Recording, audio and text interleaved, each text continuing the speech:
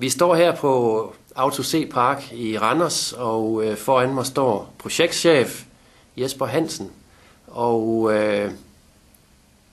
oppe i skyboxen her har man en fantastisk fornem udsigt ud over stadion, som er ved at blive udbygget til virkelig at blive et af landets aller ypperste inden for fodboldstadions. Jesper, I har praktikanter i Randers FC fra tid til anden. I har ovenikøbet 2 tidligere studerende ansatte også nede i jeres administration.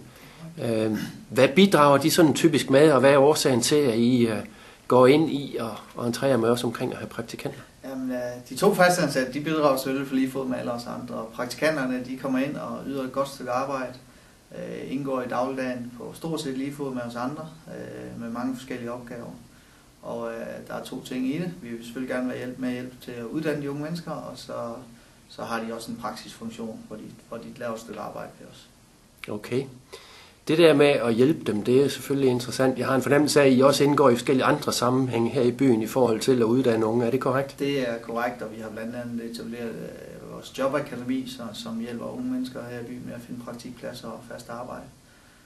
Så det er en af de ting, der ligger også på sinde. Ja, Jesper, jeg er selvfølgelig glad for, at I har et samarbejde med os omkring praktikanter. Jeg håber, vi kan fortsætte det i mange år frem. Så tak for snakken her. Velkommen.